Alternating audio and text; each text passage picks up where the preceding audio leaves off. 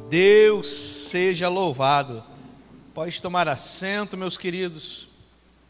Vamos dar continuidade ao nosso estudo glorioso e maravilhoso. Acredito que vai ser muito edificante, não vai ser diferente do que foi quarta-feira passada. Nós terminamos no versículo de número 14 e vamos entrar no versículo de número 15, Romanos capítulo 3. E vamos ministrar a partir do versículo de número 15. Mas eu gostaria de ler com vocês, para nós não perdermos o contexto e não ficarmos fora do contexto, daquilo que o apóstolo Paulo está escrevendo à igreja de Roma, aos romanos, né? Vamos ler do versículo 12 até o versículo de número 20. E se nós conseguirmos entrarmos no versículo de número 21, então aí nós lemos do 21 até o versículo de número 31. Então vamos ler Romanos capítulo de número 3, a partir do versículo de número 12, 11, 10, vamos desde o 10, vamos entender, vamos desde o 10, Romanos 3,10 diz assim: como está escrito, não há um justo, nenhum sequer. Versículo 11, não há ninguém que entenda, não há ninguém que busque a Deus. Todos se extraviaram e juntamente se fizeram inúteis. Não há quem faça o bem, não há nenhum só. A sua garganta é um sepulcro aberto, com as suas línguas tratam enganosamente. Peçonha de aspidez está debaixo dos seus lábios, cuja boca está cheia de maldição e amargura. Versículo de número 15. Os seus pés são ligeiros para derramar sangue. Em seus caminhos há destruição e miséria. E não conheceram o caminho da paz. Não há temor de Deus diante dos seus olhos.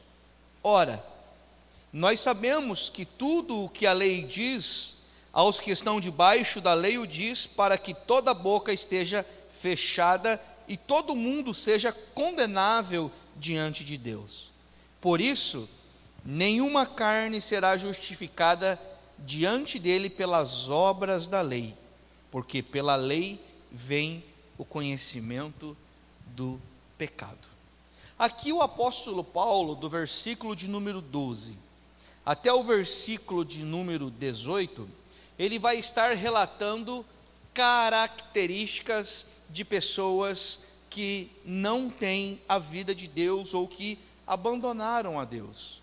Nós terminamos no capítulo de número versículo 14, quarta-feira passada, e no versículo 14, o apóstolo Paulo concluiu algo. E o que ele concluiu? Ele concluiu que o pecado fez da boca humana uma fonte de maldição, né? Então ele fala que o mal, ele não está fora do homem, mas o mal, ele está dentro do homem. É por isso que é necessário nascer de novo. É por isso que é necessário receber uma nova natureza, uma nova vida, que é a vida de Cristo, a natureza de Cristo, né? Falamos quarta-feira passada que a boca fala aquilo que o coração está cheio. E nós estávamos vendo exatamente sobre isso. O versículo 14 diz assim: cuja boca está cheia de maldição e amargura. Essa é uma boca de pessoas sem a vida de Deus. É impossível alguém ter a vida de Deus e viver como se não tivesse Deus. Então existe um princípio, existe um padrão, e existe um processo de Deus, né? Nesse reino de Deus, nesse reino glorioso, que nós estamos sendo aperfeiçoados e estamos sendo transformados dia após dia. Então nós precisamos entender que essas características são características de pessoas que não têm temor a Deus, né? Versículo de número 15, agora nós vamos estar falando, Paulo vai relatar e vai deixar aqui muito claro para nós a depravação total refletida na relação do homem agora com o seu próximo. Então nós vamos ver a depravação total do homem com o próximo. que vai ser do versículo 15 ao versículo de número 17. Então, primeira coisa que nós precisamos entender nessa noite é o quê? Que a depravação total, ou seja, o pecado, o governo do pecado, né, atingiu não apenas a relação do homem com Deus, não foi só a relação da minha vida com Deus, por exemplo, mas a relação do homem consigo mesmo e a relação do homem com o próximo. Então, o pecado atingiu, destruiu, né, não somente a relação com Deus, mas consigo e com o próximo. E Paulo, o apóstolo Paulo aqui, ele vai destacar agora 3 áreas das nossas vidas. Versículo de número 15 diz: os seus pés são ligeiros para derramar sangue. O que nós vemos aqui? Número 1, a falta de respeito pela vida humana. Então, quando os pés são ligeiros para derramar sangue, o que Paulo está relatando, o que está acontecendo, é uma falta de respeito pela vida humana, ou seja, o relacionamento com Deus já teve problema, agora o relacionamento com o próximo também vai ser um problema seríssimo, comigo mesmo e agora com o próximo. Por quê? Porque o homem sem Deus é pior que uma fera selvagem. O ser humano sem Deus, ele é terrível, né? O maior exemplo que nós podemos ver é essa guerra ali na faixa de Gaza. Tudo por poder, a falta de respeito, né, pela vida humana. A gente vê civis, crianças, homens, mulheres, tudo morrendo, tudo embolado ali nessa guerra, no meio dessa guerra. Por quê? Porque o pecado bestializou, deixou o homem besta, e embruteceu o homem, o ser humano. Isso, o pecado, ele deixou o homem besta e embruteceu, ele perdeu o amor natural e tornou-se um monstro acelerado. É por isso que nós vemos coisas terríveis que nós não conseguimos sequer entender e compreender com a nossa mente, que o ser humano acaba fazendo com o próprio ser humano. Isso por falta de respeito, por falta de temor a Deus. Ou seja, o ser humano sem a vida de Deus, ele tem pressa em derramar sangue. Ele mata aquele quem deveria proteger. Porque é isso que a palavra diz: ame o teu próximo como a ti mesmo. Um novo mandamento vos dou: ame uns aos outros como eu vos amei. Quem que vai amar uns aos outros como Cristo nos amou? Aquele que nasceu de novo, aquele que tem o amor de Cristo, aquele que recebeu um novo coração, uma nova mente, uma nova natureza, aquele que tem temor, reverência, respeito pelo Senhor. Caso contrário, ele mata, o ser humano mata aquele que deveria proteger. Ele não só mata, como ele elimina com requinte de crueldade aquele a quem deveria amar. Por isso que o versículo 15 diz: os seus pés são ligeiros para derramar sangue. Uau! Versículo 16, o que diz? Em seus caminhos há destruição e miséria. O que nós vemos no versículo 16? Número 2, versículo 16, nós vamos ver a falta de respeito pelos valores humanos. Antes foi pela vida humana, no versículo 15. Agora, versículo 16, nós vamos ver a falta de respeito pelos valores humanos. Ou seja, por onde o homem passa, ele mancha o chão onde pisa e contamina o lugar onde põe as suas mãos. Mancha com o quê? Sangue. Vocês lembram da história do rei Davi? Que Deus o impediu de ele construir o templo, porque em suas mãos estavam carregadas de sangue, morte. Então o seu filho Salomão é chamado por Deus para a construção do templo. E com o homem, hoje a gente vê Paulo ministrando à igreja de Roma, essa falta de respeito pelos valores humanos, a gente vê esse mal, que não está apenas nas estruturas, mas está dentro do ser humano. Porque esse mal é um governo do pecado.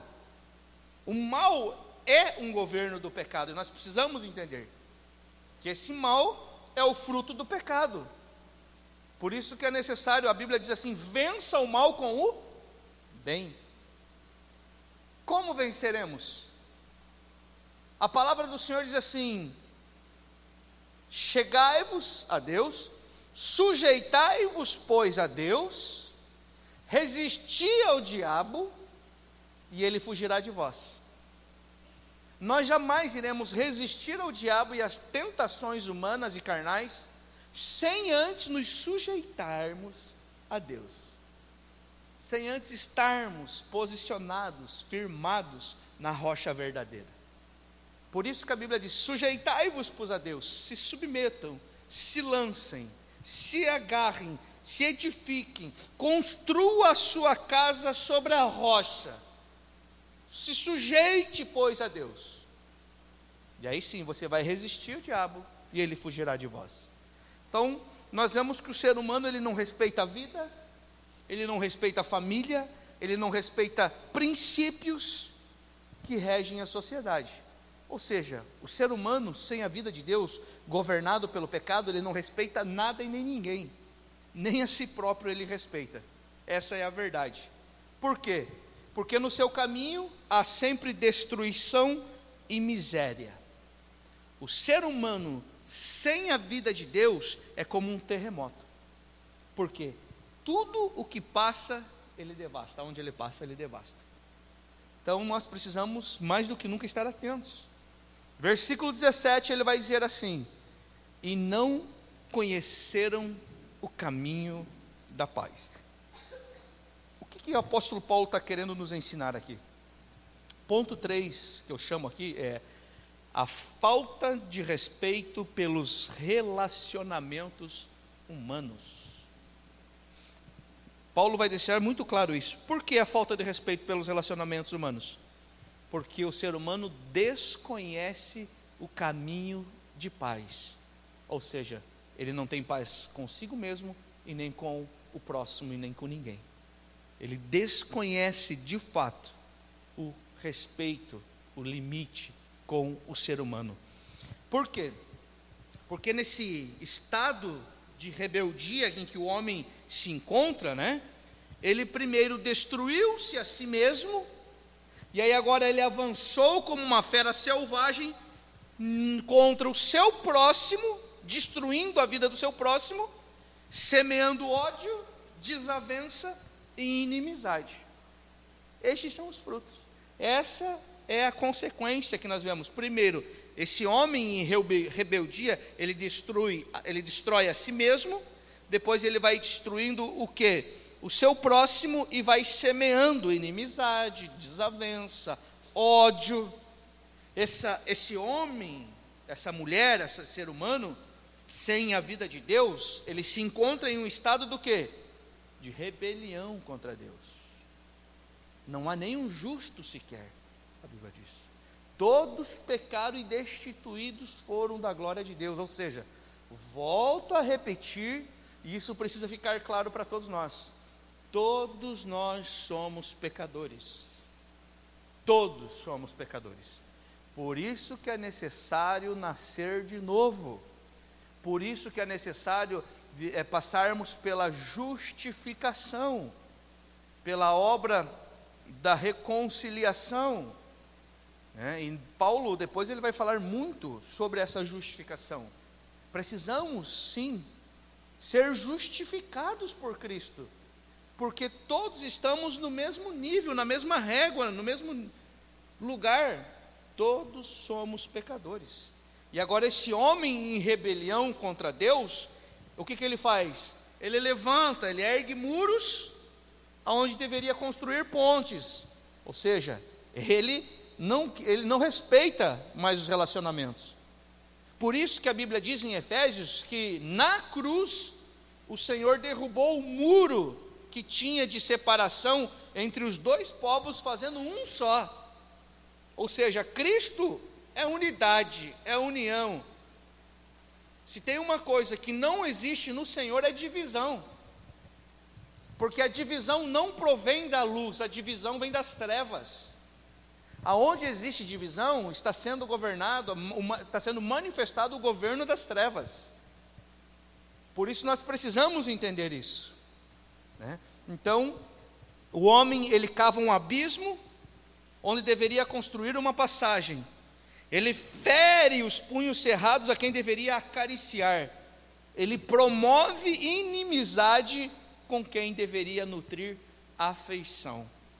Então é totalmente oposto, né? Então essa é a depravação que nós vemos. Agora do versículo 18 ao versículo de número 20, nós vamos ver essa depravação total refletida no julgamento do réu, do condenado. Agora Paulo, ele vai falar aqui o seguinte: não há temor de Deus diante de seus olhos. Ora, nós sabemos que tudo que a lei diz aos que estão debaixo da lei, o diz para que toda a boca esteja fechada e todo mundo seja condenável diante de Deus. Por isso nenhuma carne será justificada diante dele pelas obras da lei. Ou seja, a nossa justificação não tem nada a ver com aquilo que nós fazemos ou com aquilo que nós fizermos, né, de externo, mas a justificação tem aquilo com que Ele, Deus, fez, e não com aquilo que nós estamos fazendo. O que eu preciso fazer para me tornar justo?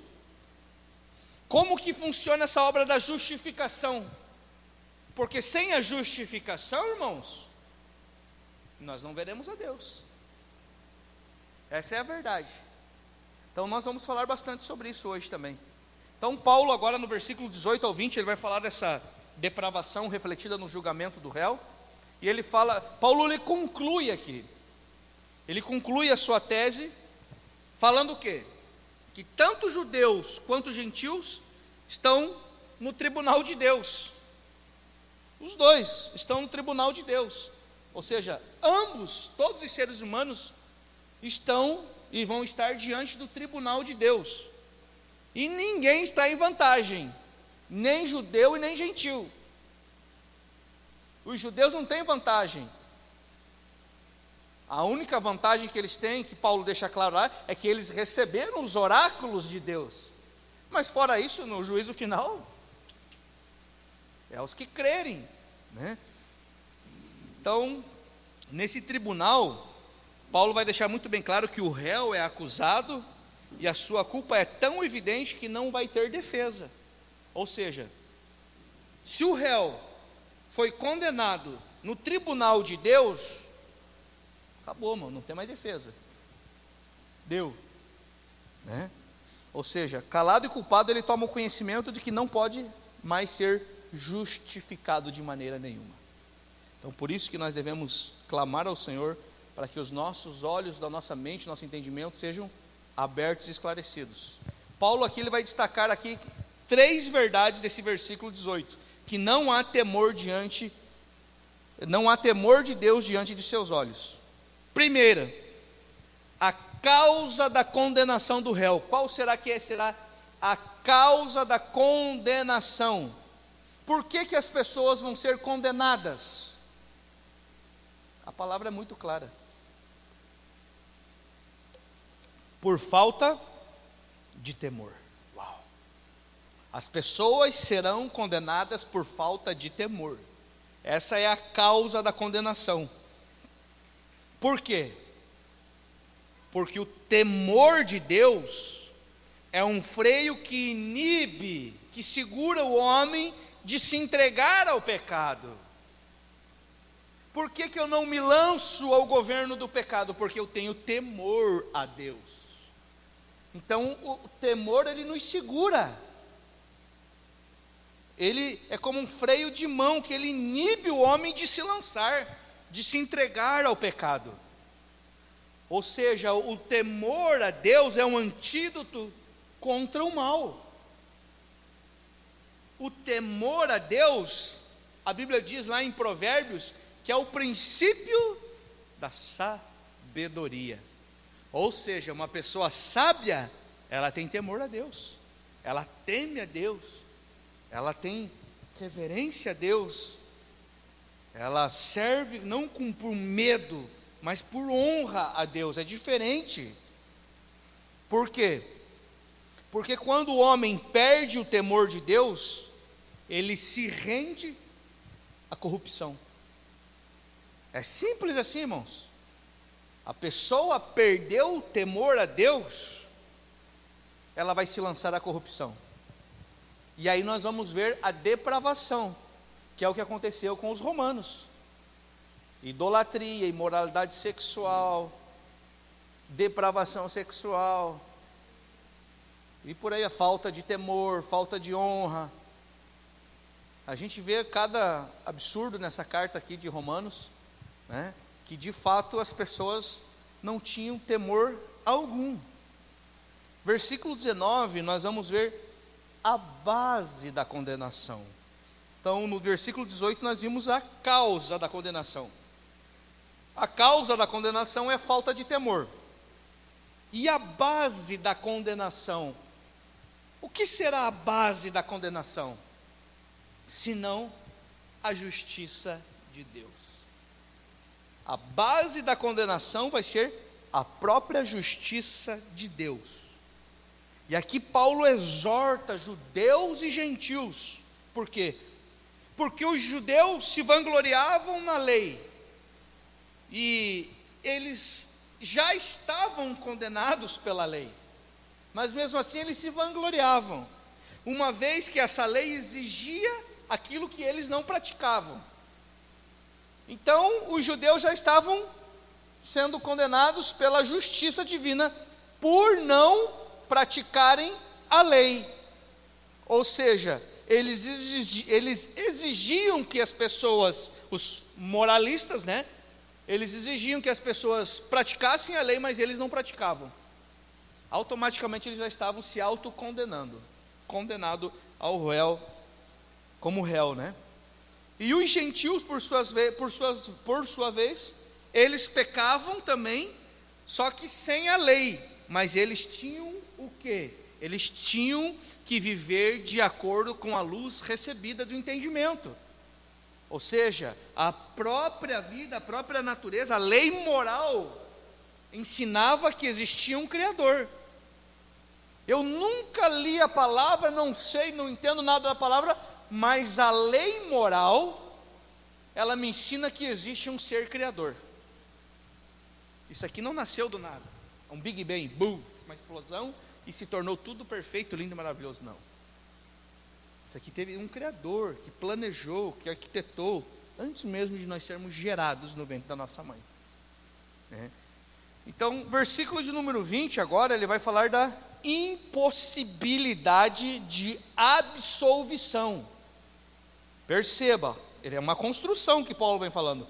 Ele fala primeiro da condenação, que é a falta de temor, a base dessa condenação, que é a justiça de Deus, e agora ele vai falar da impossibilidade de absolvição. Ou seja, se nós não formos justificados pelo Senhor, não há absolvição, há uma condenação eterna. Era isso que Paulo estava querendo ensinar. Paulo aqui então no versículo 20, ele conclui a sua tese da culpabilidade do homem, e ele encerra esse argumento, né, mostrando o quê? A total impossibilidade do homem de sair absolvido do tribunal de Deus. É impossível nós sermos absolvidos do tribunal de Deus sem sermos justificados pelo próprio Deus. É impossível, né? Por quê? Paulo vai deixar claro que ninguém será justificado diante de Deus pelas obras. Ninguém será justificado pelas obras, né? Por isso que nós precisamos entender e compreender acerca dessa justificação. E agora Paulo, a partir do versículo número 20 aqui, ele chega ao final da apresentação dele, da primeira metade do Evangelho. Essa primeira metade do Evangelho, Paulo, ele gastou o seu tempo, a sua vida, se dedicou para quê? Para trazer a consciência de que todo o ser humano é pecador. Ponto. Todos somos carentes da graça de Deus. Essa é a primeira tese, essa é a primeira parte do Evangelho. Agora, Paulo vai investir, e ele investiu muito tempo no capítulo 1, no capítulo 2 e grande parte do capítulo 3 para evidenciar algo. Para evidenciar o quê? Não só que todo ser humano foi culpado e que está destruído, não. Agora Paulo ele começa a evidenciar que todos nós precisamos dessa salvação e que há uma esperança. A partir do capítulo de número 4, Paulo vai trazer agora acerca dessa esperança. A partir do versículo 21, ele já começa a falar acerca dessa esperança da salvação. Primeiro temos que ser conscientes que somos pecadores, e que necessitamos, e que somos carentes da salvação divina de Deus, e que essa salvação não vem por obras da lei, mas essa salvação vem pela fé em Cristo Jesus, mediante a sua graça. Nós somos salvos pela graça de Deus, mediante a fé em Cristo Jesus, e ponto final. Você pode fazer a tua vida inteira um monte de coisa, e se você de fato não crer no Senhor Jesus Cristo, não tiver tua fé em Cristo Jesus, você não será salvo, porque a salvação é pela graça, fé em Cristo Jesus. Pastor, quem que vai ser salvo, quem não vai ser salvo? Isso pertence a Deus, só Deus é quem sabe, nós não sabemos. Agora uma coisa nós sabemos, que para ser salvos, precisamos estar em Cristo e permanecermos a nossa fé em Cristo Jesus. E é aí, quando estamos em Cristo Jesus, manifestamos frutos que evidenciam essa natureza. Não tem como nós estarmos em Cristo e estarmos paralisados. É impossível. Uma natureza viva, eficaz, poderosa e gloriosa, e nós ficarmos paralisados. Não, irmão. Se estamos em Cristo, estamos manifestando os frutos do Espírito Santo de Deus. O fruto do Espírito Santo. Dia após dia. Amém? Glória a Deus. Então vamos lá. Então daqui para frente agora Paulo vai abrir um novo tema. E a sua carta vai estar mostrando como podemos ser salvos agora. A partir do versículo 21 agora, Paulo entra num novo tema. E qual é esse tema? Esse tema agora é a justificação. E ele vai deixar bem claro que isso é um ato exclusivo de Deus. Agora Paulo vai falar sobre isso, sobre essa esperança que vai ser apresentada, né? Esse caminho de retorno a Deus é apontado na mensagem da salvação, quando este evangelho glorioso é anunciado. Então, a partir do versículo 21, vamos ler do versículo 21 até o versículo de 24, que é o que nós vamos estudar hoje. Versículo 21 ao versículo 24, vai falar assim, ó: mas agora se manifestou sem a lei a justiça de Deus, tendo o testemunho da lei e dos profetas, isto é, a justiça de Deus pela fé em Jesus Cristo, para todos e sobre todos os que creem, porque não há diferença. Esse versículo 22, nós temos que grifar, riscar, porque isso aqui é libertador. Isto é, a justiça de Deus pela fé onde? Em coisas que eu faço? Nas obras da lei? Não. A justiça de Deus pela fé em Jesus Cristo. Para alguns? Não. Para todos e sobre todos o quê? Os que creem. Porque para Deus e para a justiça não há diferença. Ah, mas e aquele pecador? Se ele crer, ele for justificado por Deus, ele será salvo. Assim foi o primeiro homem salvo aqui na terra, não foi? Um pecador. Antes de Jesus dar o último suspiro, o ladrão da cruz. Um ladrão, irmãos, um homem que torturava, que roubava, que assombrava onde estava, foi o primeiro a receber a graça de Deus entrar no reino dos céus. Por isso que nós precisamos entender acerca dessa justificação. E ele está falando aqui, essa justificação é para todos e sobre todos os que creem, porque não há diferença. O segredo está em nossa fé. Precisamos estar com a nossa fé em Cristo Jesus. Há quem diga que existem muitos caminhos que nos conduzem para a salvação. Isso é perigoso, porque não há muitos caminhos que conduzem para a salvação. Há um só caminho que conduz para a salvação, e esse caminho se chama Jesus Cristo. Pode falar, Edipo.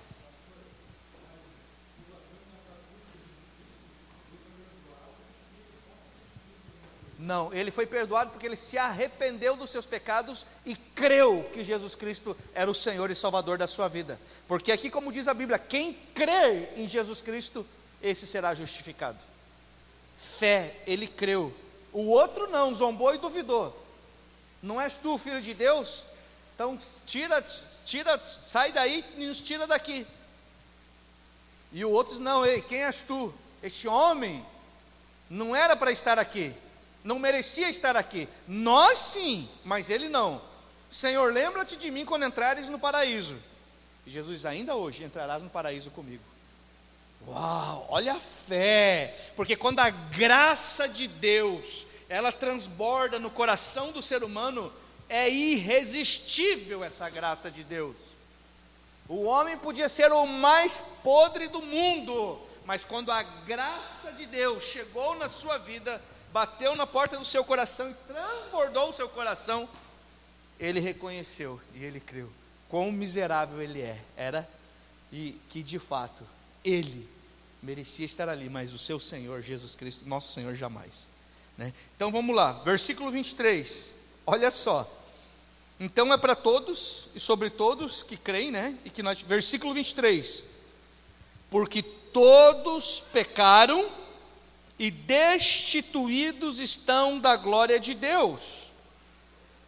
Versículo 24, sendo justificados gratuitamente pela sua graça, pela redenção que há em Cristo Jesus. Vamos parar aqui. Então vamos meditar nesses 4 versículos. Agora se manifestou sem a lei a justiça de Deus, tendo testemunho da lei e dos profetas. Isto é, a justiça de Deus pela fé em Jesus Cristo para todos e sobre todos os que creem, porque não há diferença. Porque todos pecaram e destituídos estão da glória de Deus, sendo justificados gratuitamente pela sua graça, pela redenção que há em Cristo Jesus. Uau! Então agora Paulo vai falar acerca de um novo tema. Aqui ele entra falando acerca da justificação. Primeiro ponto que nós precisamos entender, que a justificação é um ato exclusivo de Deus. A justificação é um ato exclusivo de Deus. E é isso que Paulo vai falar do versículo 21 ao versículo 31, ele vai deixar claro. A justificação é um ato exclusivo de Deus, né? Então, depois de ele mostrar os efeitos da queda, né? Paulo nos deixou muito claro que esse efeito da queda, do pecado, não nos trouxe apenas alguns arranhões, mas lançou toda a humanidade indistintamente num estado de depravação total. Paulo deixou claro isso, né?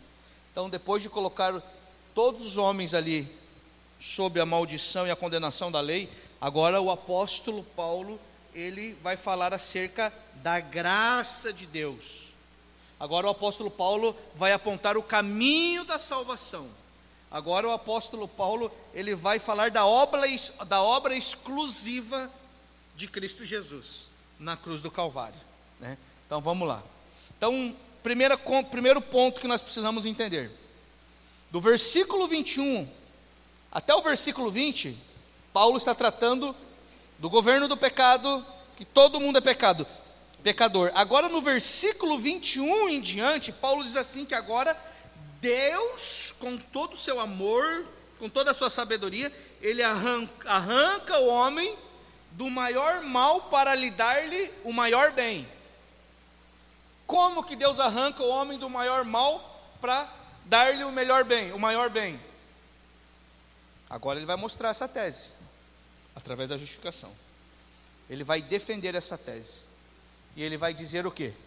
Que a salvação é alcançada não por méritos humanos. A salvação não é alcançada por mérito humano, mas ela é recebida pela graça de Deus por meio de Cristo Jesus. Pastor, como que eu recebo a salvação? Pela graça, pela fé em Cristo Jesus. Ponto. Quem vai receber e quem não vai receber? O Senhor sabe. Agora o seguinte, os salvos, eles vão manifestar os frutos de um salvo. Mas a graça de Deus pode superabundar na vida daquela pessoa. Antes de ela morrer? Pode. O ladrão da cruz. Por isso que a salvação pertence somente a Deus e a mais ninguém. Não tem como nós botarmos o nosso dedo e dizer, esse vai ser salvo, aquele não vai ser salvo, esse é predestinado, aquele não é predestinado. Não, irmãos, Deus sabe. É Deus quem sabe. Então vamos tratar agora desse texto, desse assunto maravilhoso, que é a doutrina da justificação. Justificação é um ato divino e não é uma obra humana.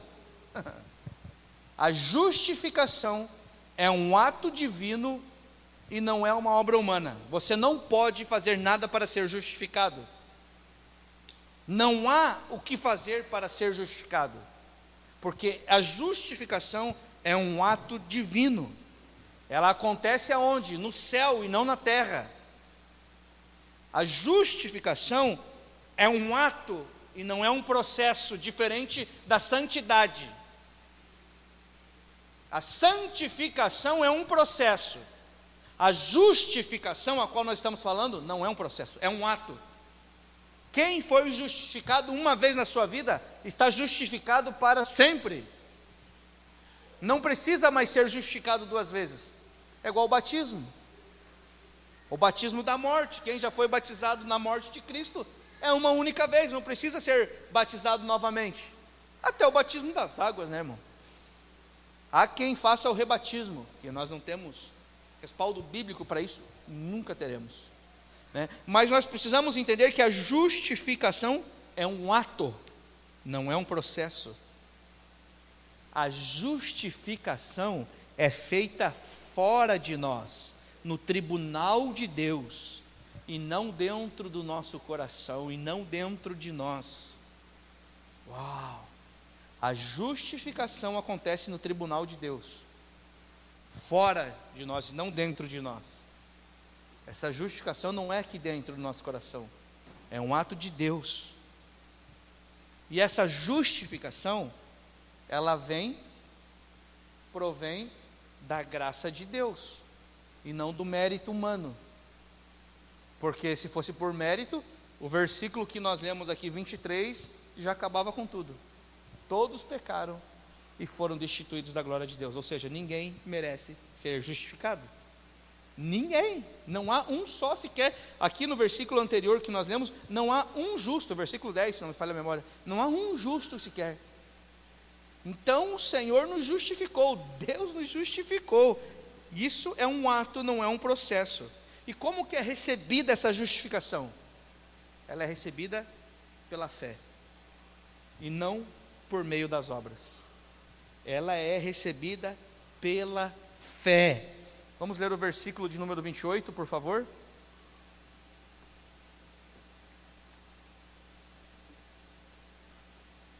Versículo 28, desse capítulo 3 diz assim: concluímos, pois, que o homem é justificado pela fé, sem obras da lei. Então nós somos justificados pela fé e não pelas obras. Pastor, então não preciso mais fazer obra nenhuma. Opa, a Bíblia não está falando isso.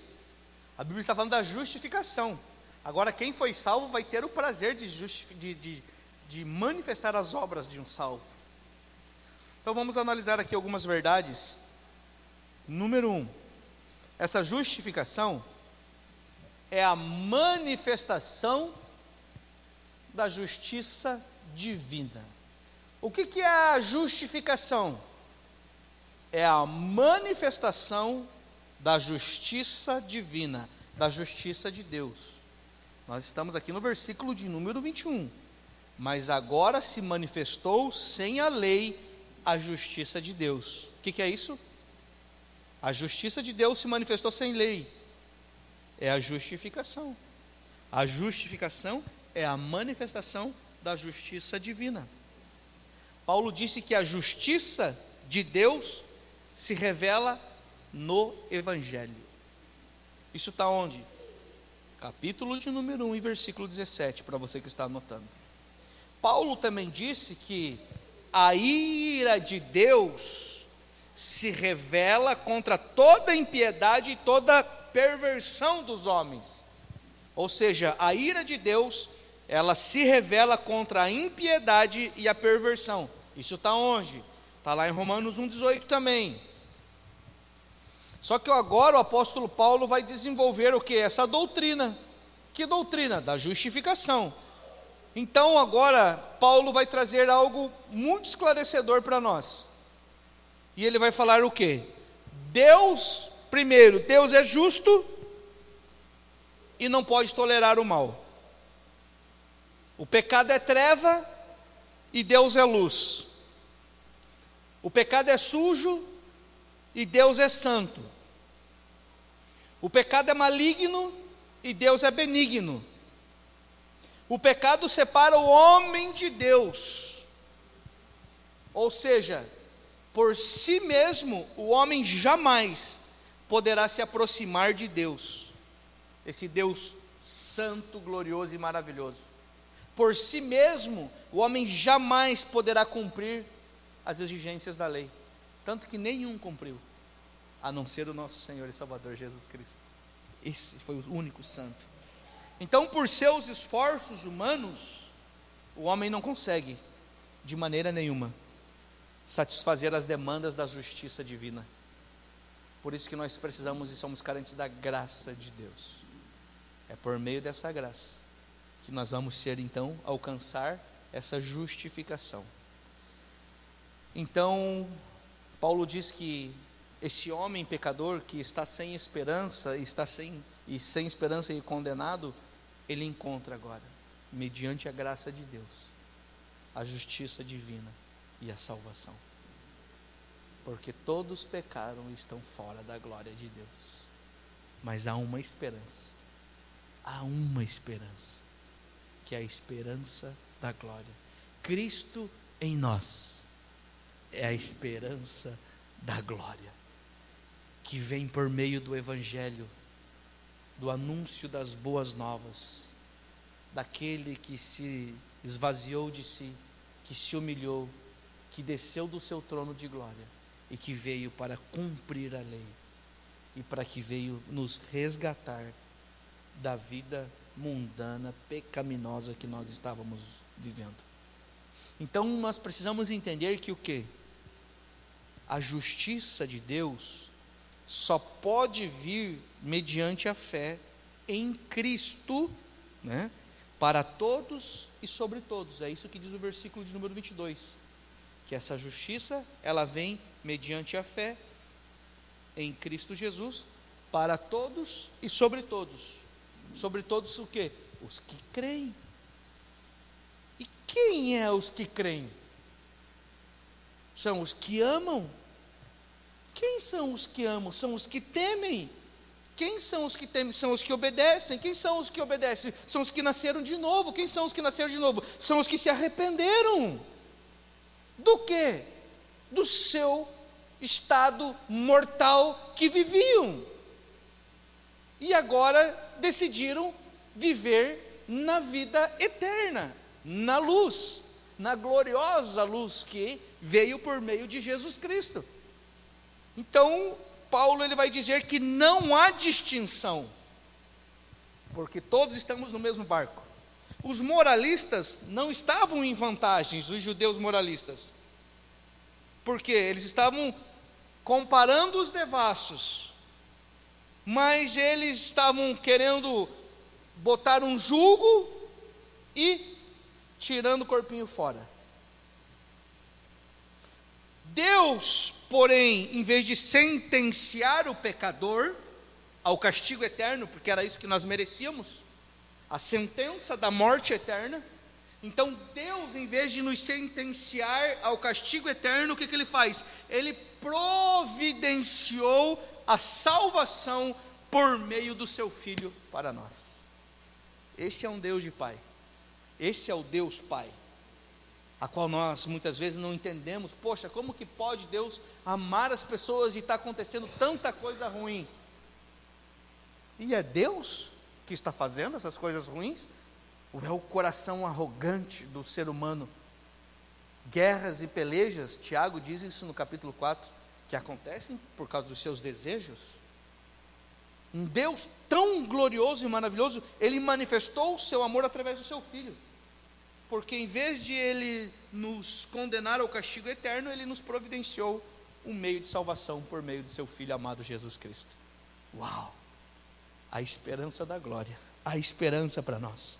Ou seja, Jesus Cristo, como nosso substituto, Ele tomou o nosso lugar, Ele sofreu por nós, Ele levou sobre si o duro golpe da lei, Ele bebeu o cálice amargo da ira de Deus, e Ele morreu uma morte em nosso favor.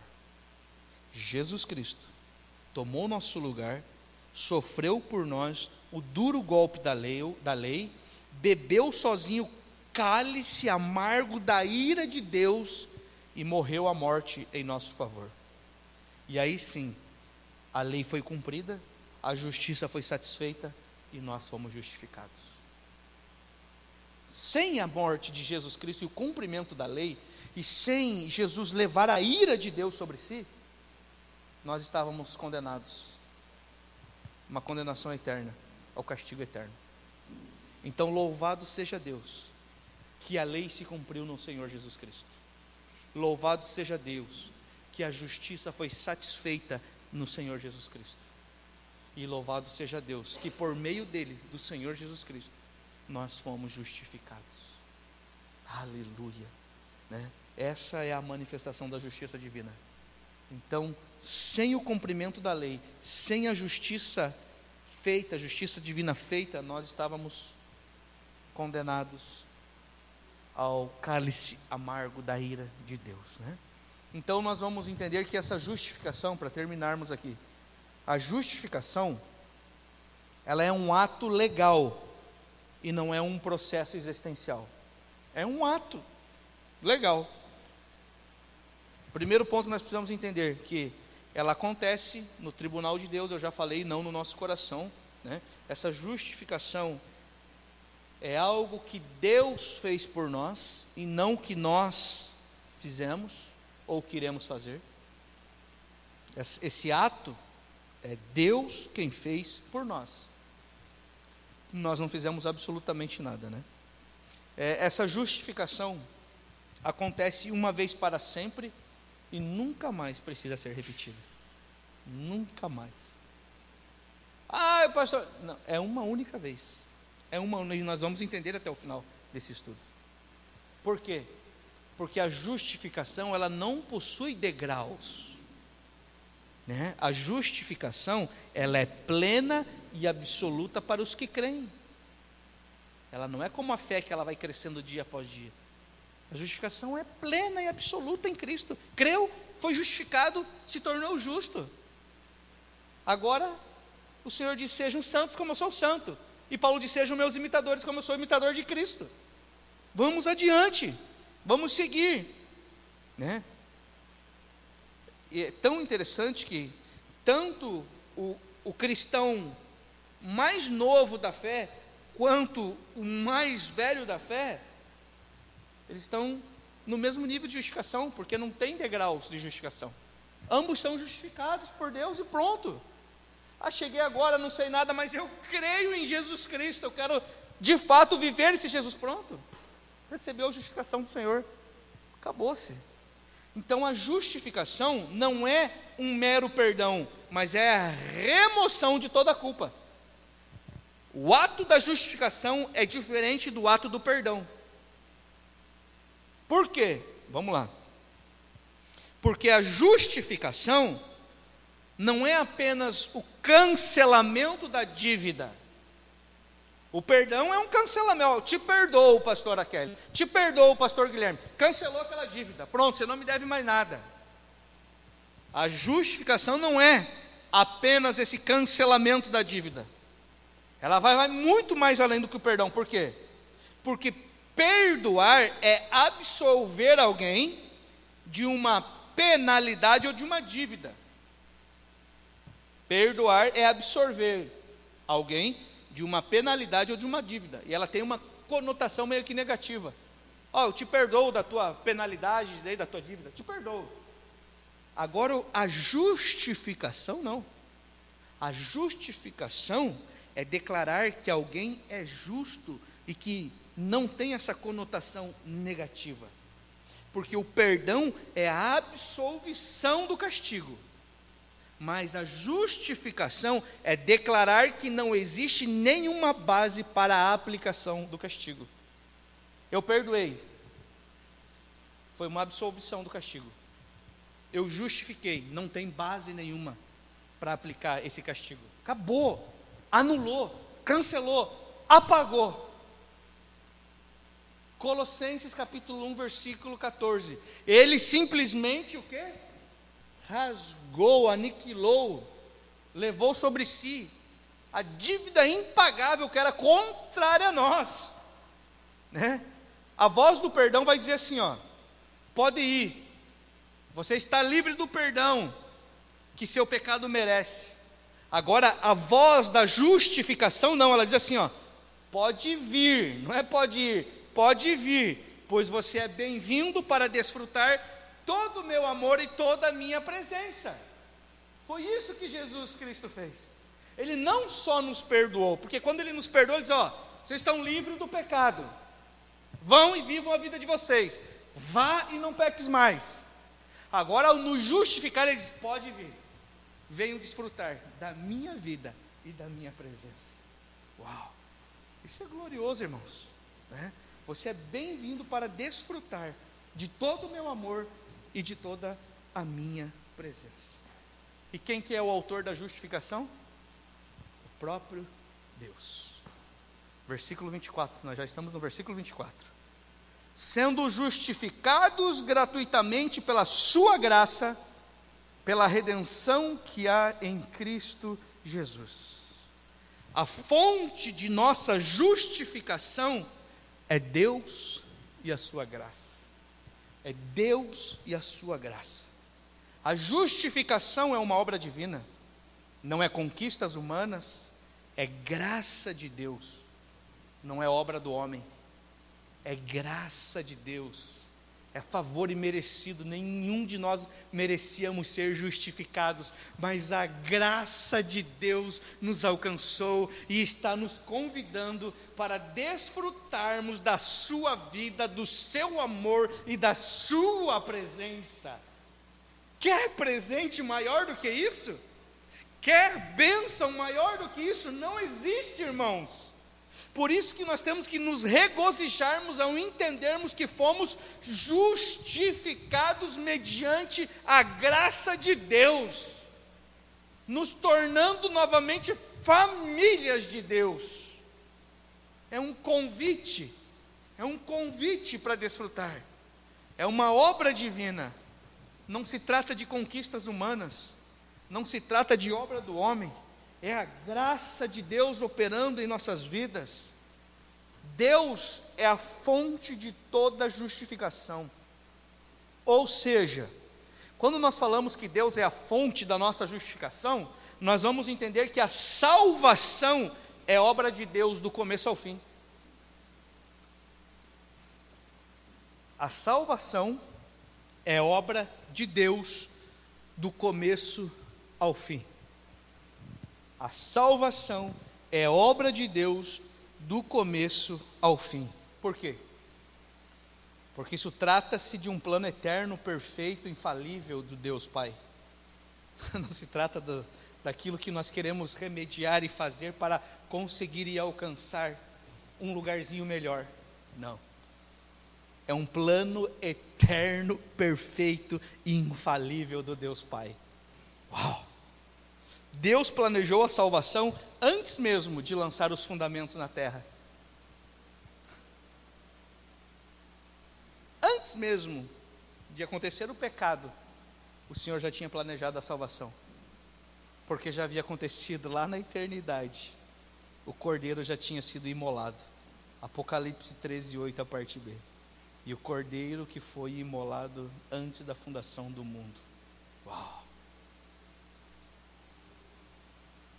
Para terminarmos aqui, que eu preciso terminar. O sacrifício de Cristo no Calvário não foi a causa da graça, mas o resultado da graça. O sacrifício de Cristo na cruz do Calvário não foi a causa da graça, mas foi o resultado da graça. E eu quero deixar para a quarta-feira que vem, para que nós continuemos aqui nesse versículo, e nós vamos falar sobre a graça que nos justifica não é barata. Pode não ter custado nada para nós, mas para o Pai custou-lhe tudo. Por isso precisamos ter temor a Deus. A graça que nos justifica não é barata. Quarta-feira que vem nós vamos dar continuidade nisso. Pastor Guilherme, vem aqui orar em nome de Jesus, Pastor Guilherme. Meu Deus, que noite gloriosa. Aleluia, amém. Vamos encerrar então. Senhor, a tua palavra é tremenda demais e nos dá a consciência da tua verdade, Senhor. Tua palavra diz que nós fomos reconciliados contigo, que nós estávamos destituídos da tua glória, da tua vida, e nos tornamos dependentes de nós mesmos. Mas por causa de Cristo, agora nós temos a tua vida, temos paz contigo, temos, Senhor, de fato, a verdadeira vida vivendo dentro de nós, que é Cristo Jesus. E nós te glorificamos em tudo, e que nunca nos falte fé, Senhor, para que nós possamos viver a tua verdade. Nós cremos que fomos selados com o Espírito Santo da verdade a partir do momento que nós cremos em ti. Fomos selados em Cristo com o Espírito Santo, o mesmo Cristo que nos justifica pela fé, Senhor. E por isso nós te damos graças em tudo, em nome de Jesus, amém.